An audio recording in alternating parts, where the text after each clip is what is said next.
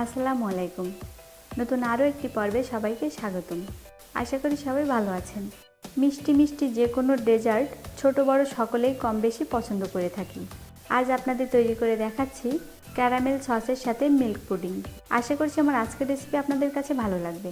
আমার রেসিপি ভালো লাগলে প্লিজ আমার চ্যানেলটি সাবস্ক্রাইব করবেন, আর যারা অলরেডি সাবস্ক্রাইব করেছেন তাদেরকে অসংখ্য ধন্যবাদ। তো চলুন দেখে নেই উপকরণ ও প্রস্তুত প্রণালী। প্রথমে চুলায় একটা প্যান বসিয়ে দিয়েছি।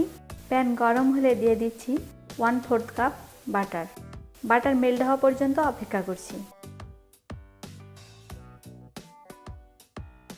বাটার মেল্ট হয়ে গেছে, এখন দিচ্ছি 1/2 কাপ ময়দা। চুলার আঁচ লোতে রেখে 2 থেকে 3 মিনিট ময়দা ভেজে নিচ্ছি। সাবধানে ভাজতে হবে, কোনোভাবে যেন পুড়ে না যায়।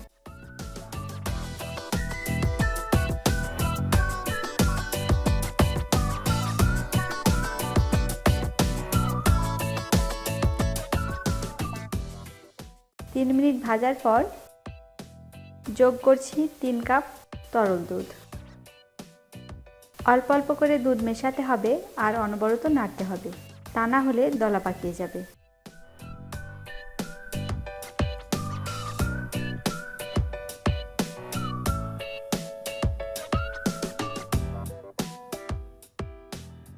কয়েকবার মেশানোর পর বাকি দুধ দিয়ে খুব ভালোভাবে নেড়ে নিচ্ছি।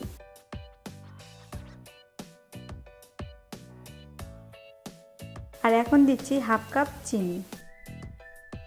মিষ্টিটা আপনাদের স্বাদ অনুযায়ী বাড়িয়ে কমিয়ে নিতে পারেন। আর দিচ্ছি 1 চিমটি লবণ। চাইলে লবণ স্কিপ করতে পারেন, তবে মিষ্টি জাতীয় খাবারে আমি সামান্য লবণ দিয়ে থাকি।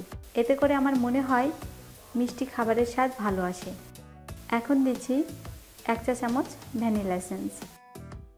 এখন অনবরত নাড়তে হবে, নাড়া বন্ধ করলে নিচে লেগে যেতে পারে। 4 থেকে 5 মিনিট রান্নার পর মিশ্রণটি থকথকে হয়ে এসেছে। এখন চুলা বন্ধ করে দিচ্ছি। এর কনসিস্টেন্সিটা কেমন হবে দেখেই বুঝতে পারছেন। ঠান্ডা হওয়ার পর আরও কিছুটা ঘন হয়ে যাবে। এখন একটি মোল্ডে সামান্য বাটার ব্রাশ করে নিচ্ছি। ছেট হওয়ার জন্য মিশ্রণটি গরম অবস্থায় মোল্ডে ঢেলে নিতে হবে। এখন ঠান্ডা হওয়ার জন্য 30 মিনিট রেস্টে রেখে দেব। এখানে 1 টেবিল চামচ কর্নফ্লাওয়ার নিয়েছি আর নিচ্ছি 1/2 কাপ পানি। পানির সাথে কর্নফ্লাওয়ার খুব ভালোভাবে গুলিয়ে নিচ্ছি।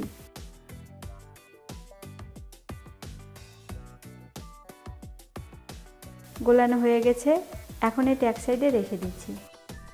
চুলায় একটা ফ্রাই প্যান বসিয়ে দিয়েছি আর এর মধ্যে দিয়ে দিচ্ছি 1/2 কাপ চিনি।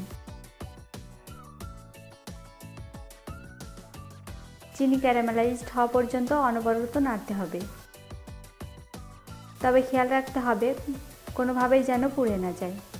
পুড়ে গেলে এর স্বাদ গন্ধ দুইটাই নষ্ট হয়ে যাবে। ক্যারামেলের সুন্দর একটা কালার চলে এসেছে। এখন এর মধ্যে দিচ্ছি 2 টেবিল চামচ পানি।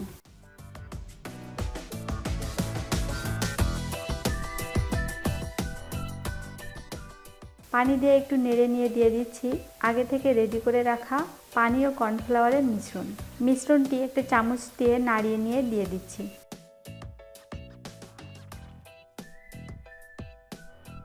এখন 1 মিনিট রান্না করলেই রেডি হয়ে যাবে ক্যারামেল সস। এ পর্যায়ে নাড়া বন্ধ করা যাবে না, তা না হলে দলা পাকিয়ে যাবে।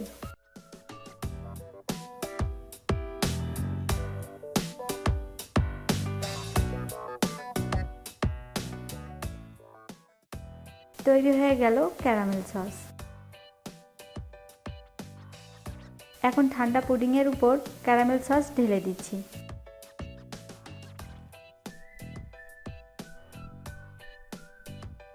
সস চারিদিকে সমানভাবে ছড়িয়ে দিতে হবে।